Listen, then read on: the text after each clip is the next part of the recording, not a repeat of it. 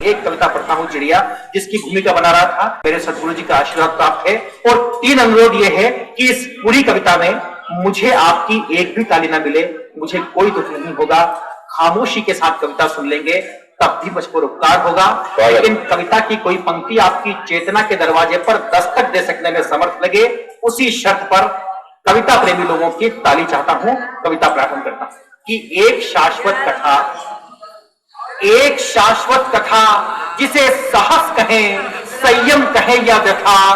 एक तालाब किनारे की इमारत में लगी आग, मच गई अफरा तफरी और भागम भाग। कुछ लोगों ने आग पर पानी डाला, कुछ लोगों ने आग में घिरे लोगों को बाहर निकाला।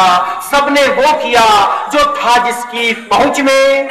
एक चिड़िया भी डाल रही थी पानी भरकर अपनी चोंच में, एक चिड़िया भी डाल रही थी पानी भरकर अपनी चोंच में। उसी पेड़ पर रहने वाले कौवे ने बोला, चिड़िया बहन तू सुई की नोक से समस्या का ताला खोल रही है और पत्तों के बाट से पहाड़ तोल रही है। तेरी चोंच में जितना पानी आएगा उससे आग का एक शोला भी नहीं बुझ पाएगा।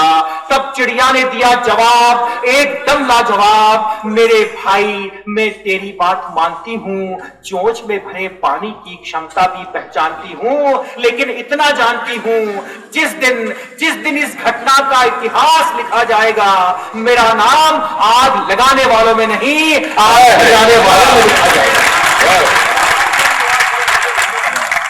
जिस दिन इस घटना का इतिहास लिखा जाएगा, मेरा नाम आग लगाने वालों में नहीं, आग बुझाने वालों में लिखा जाएगा। चिड़िया के ख्यालात थे कितने अच्छे। चिड़िया उड़ी और पहुंची उस पेड़ पर जहां थे उसके छोटे छोटे बच्चे। यहाँ का माहौल और भी गमगीन था, दिल को हिला देने वाला सीन था। मुसीबत के सन्नाटे घिर गए थे और तेज हवा से उसके बच्चे तालाब में गिर गए। दूर हो गए बच्चे बचाने की पहुंच से। चिड़िया फिर उलीचने लगी तालाब अपनी नन्ही सी चोंच से। अब तालाब बोला, नादान चिड़िया तेरी कोशिशें व्यर्थ जाएंगी, तू छोटी सी चोंच से इतना विशाल तालाब उलीच नहीं पाएगी और तेरे मरते हुए बच्चों को बचा नहीं पाएगी। तब चिड़िया ने जवाब दिया, मेरे तालाब भ्राता बच्चों के लिए कुछ भी कर सकती है एक माता। तू अपने विशाल होने के गुमान में अपना सिर धुन, एक सच्ची घटना सुन। वो सामने वाले घर में एक युवक रहता है जिसकी नजर कमजोर और उसे थोड़ा कम सुनाई देता है। परसों आंगन में टहल रहा था बेचारा, किसी दिल जले पड़ोसी ने फेंका आंगन में जलता हुआ अंगारा। अंगारे की तरफ किसी का ध्यान नहीं था और चहलकदमी करते युवक को भी इस बात का भान नहीं था। युवक धीरे धीरे पहुंचा अंगारे के पास, वक्त की थम गई सांस। बेटा बोला, पापा आग दूसरी तरफ भागो। पत्नी चिल्लाई, प्राणनाथ आग नींद से जागो। बहन ने कहा, भगवान मेरे भाई को बचाना। और पिता बोले, ईश्वर मेरे बेटे का पांव मत जलाना। तो जब बेटे के पांव और अंगारे की दूरी केवल 4 इंच बची, पास खड़ी मां को तुरंत एक युक्ति जची। मां ना चीखी ना चिल्लाई ना कोई स्वर दिया, मां ना चीखी ना चिल्लाई ना कोई स्वर दिया। और इसके पहले कि बेटे का पांव अंगारे पर पड़े, मां ने अपना हाथ अंगारे पर। और साहब हौसले की पंक्ति पढ़ता हूं, समर्थन के हौसले की उम्मीद आप सबसे करता हूं।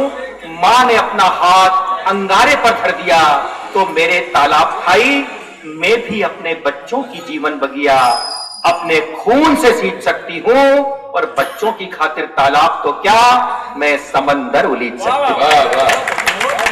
बच्चों की खातिर तालाब तो क्या मैं समंदर उलीच सकती हूं। तुझे तेरी मनमानी करने नहीं दूंगी, जान दे दूंगी पर बच्चों को मैं मरने नहीं। क्या बात, क्या बात। और कविता की अंतिम पंक्तियां सुने साहब। तालाब नरमाया, बोला, चिड़िया बहन सचमुच मुझे अपने विशाल होने पर बहुत गुमान था। मां की ममता से मैं आज तक अनजान था। आज आत्मग्लानि से मेरी आंख रोती है और मैं आज समझा हूं कि सच में एक मां की ममता क्या होती है। कि चोट बेटे को लगे दर्द माँ को होता है, आंसू बेटे की आंखों में, हृदय माँ का रोता है, वेदना लाल को माँ तड़पती है, करहाती है। बेटा जागे 2 घड़ी, माँ खुद को 4 घड़ी जगाती है।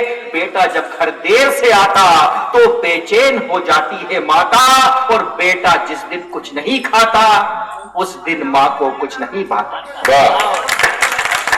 और साहब, कविता की प्राण पंक्ति की रक्षा करना कि एक माँ रिश्तों रूपी माला की सबसे अहम कड़ी होती है। एक माँ रिश्तों रूपी माला की सबसे अहम कड़ी होती है, तभी तो माँ भगवान से भी बड़ी होती है। तो मेरी चिड़िया बहन, मैं अनहोनी के गमलों में होनी का पौधा रोपता हूँ, और ले तेरे मासूम बच्चे तुझे वापस सौंपता हूँ। तेरा हौसला, तेरे बच्चों का जीवन संवार गया है, और एक नन्ही सी चिड़िया से ये विशाल तालाब हार गया है, हार गया है। बहुत बहुत